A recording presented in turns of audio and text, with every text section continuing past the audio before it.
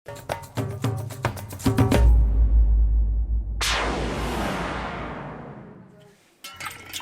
குழந்தை வாந்தி எடுத்துக்கிட்டு இருக்கு.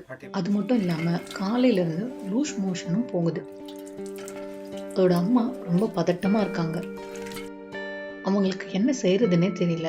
குழந்தைக்கு நீரிழப்பு, அதாவது டீஹைட்ரேஷன் ஆகிறதுக்கான ஆபத்து இருக்கு. குழந்தையோட நிலைமை மோசம் அடையலாம். இன்னைக்கு நாம பேச போற விஷயம் இதுதான். முதல் உதவியில நீரிழப்பு தடுப்பு, அதாவது first aid for prevention of dehydration.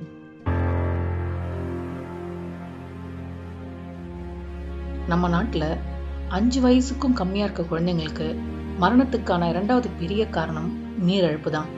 நீரிழப்புனா மனித உடல்ல இருக்க நீரோட அளவு கம்மியாகிறது.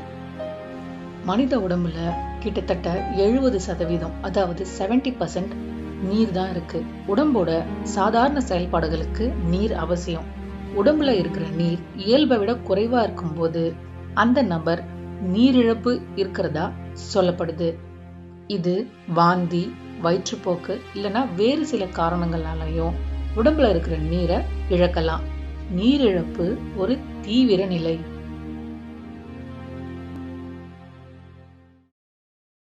முதல்ல நீரிழப்புக்கான பொதுவான காரணங்களை பார்ப்போம். வயிற்றுப்போக்கு இல்லைன்னா வாந்தி, விளையாட்டு அல்லது உடல் உழைப்பு காரணமா அதிகப்படியான வேர்வை, அதிகமான வெப்பத்துல ரொம்ப நேரம் இருக்கிறதுனாலையும், அதிகப்படியான வெப்பம் காரணமாகவும், அதிக காய்ச்சல் காரணமாக அதிக வியர்வை. இப்போ நீரிழப்போட அறிகுறிகள் என்னென்னு பார்க்கலாம். வாய் வறண்டு போயிருக்கும், கண்கள்ல ஈரப்பதம் இல்லாம உள்ள போயிருக்கும், உலர்ந்த விரிசல் உதடுகள், சருமத்துல ஏற்படும் மாற்றங்கள், இது தளர்வானதாகவும் சுருக்கமாகவும் தோன்றலாம். தலைவலி, தலை சுற்றல் இல்லைன்னா குழப்பமா இருக்கிறது, தசைப்பிடிப்பு அல்லது இறுக்கம், குறிப்பா கால்கள்ல, சிறுநீர் கழித்தல் குறைந்து சிறுநீரோட நிறமும் மாறலாம். நீரிழப்புக்கு ஒருவருக்கு எப்படி முதல் உதவி கொடுக்கறது, என்ன முதல் உதவி கொடுக்கறதுன்னு பார்ப்போம். நீரிழப்புக்கான காரணத்தை தெரிஞ்சுக்கிட்டு அந்த நபரை ஓய்வெடுக்க வையுங்க. எல்லா உடல் செயல்பாடுகளையும் நிறுத்துங்க. ஒரு வாய் தண்ணி கொடுங்க. ORS தயாரிச்சு அதை குடிக்க வைங்க. இந்த வீடியோல ORS எப்படி தயாரிக்கிறது இன்னும் கொஞ்ச நேரத்துல தெரிஞ்சுக்கலாம். ஒவ்வொரு 2 நிமிஷத்துக்கு ஒரு தடவை நோயாளிக்கு ORS ஒரு ஸ்பூன் ஃபுல்லா இல்லைன்னா ஒரு வாய் கொடுங்க. குழந்தை தாய்ப்பால் குடிச்சுக்கிட்டு இருந்தா தாய் தொடர்ந்து குழந்தைக்கு தாய்ப்பால் கொடுக்கணும். கால்கள்ல தசைகள்ல தசைப்பிடிப்பு ஏற்பட்டா நீங்க காலை நீட்டி மெதுவா மசாஜ் செய்யலாம். நோயாளியோட உடல் மற்றும் மனநிலைமைய கண்காணிக்கணும். வயிற்றுப்போக்கும் வாந்தி எடுக்கிறதும் கம்மியாகாம இருந்ததுன்னா, அது மட்டும் இல்லாம உங்களுக்கு நோயாளியோட நிலைமையில எந்த முன்னேற்றமும் தெரியலன்னா டாக்டர்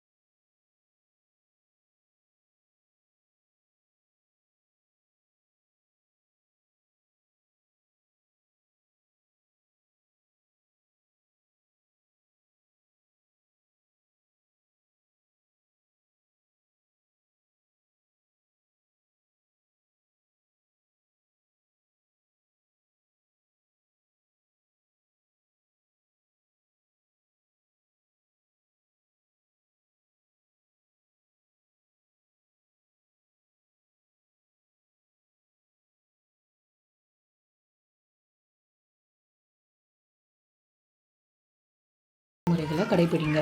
உங்க கைகளை கழுவுனதுக்கு அப்புறம் ORS தயாரிக்கணும். எப்பவுமே சுகாதாரத்தை கடைபிடிக்கணும். குழந்தைகளுக்கு ஒவ்வொரு 2 நிமிஷத்துக்கு ஒரு தடவை ஒரு ஸ்பூன் ஃபுல்லா ORS கொடுங்க.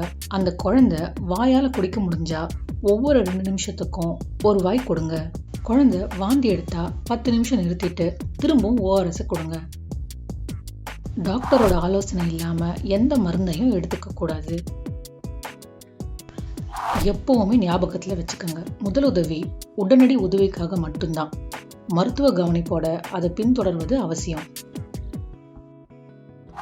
இந்த தெளிவோட நீரிழப்புக்கான முதலுதவியை திரும்பவும் ஒரு முறை பார்க்கலாம். நோயாளிக்கு ஓய்வெடுக்கும் நிலையை கொடுங்க. உடல் உழைப்பை நிறுத்துங்க. ORS கலவையை செய்யுங்க. 6 ஸ்பூன் சர்க்கரை, அப்புறம் அரை ஸ்பூன் உப்பை 1 லிட்டர் கொதிக்க வச்சு ஆற வச்ச தண்ணியில் கரைக்கணும். ஒவ்வொரு 2 நிமிஷத்துக்கு ஒரு தடவை நோயாளிக்கு 1 ஸ்பூன் ORS கரைசலை கொடுக்கணும். மார்க்கெட்டில் கிடைக்கிற ORS பேக்கெட்டையும் நீங்கள் பயன்படுத்தலாம். நிலைமையில் முன்னேற்றம் இல்லைன்னா உடனடியாக ஒரு டாக்டரை பார்க்கணும். இப்போ இன்னைக்கான கேள்வி மற்றும் உங்களுக்கான ஒரு வேலை. உங்களுக்கான வேலை இதுதான். ORS கலவையை உருவாக்குங்க. முடிஞ்சா ஒரு வீடியோவை உருவாக்கி ஷேர் பண்ணுங்க. கேள்வி இதுதான். ORS கரைசல்ல உப்பு அப்புறம் சர்க்கரை மட்டும் ஏன் சேர்க்குறாங்கன்றத தெரிஞ்சுக்கோங்க. முதல் உதவியை கற்றுக்கோங்க. பாதுகாப்பாக இருங்க. எச்சரிக்கையாக இருங்க.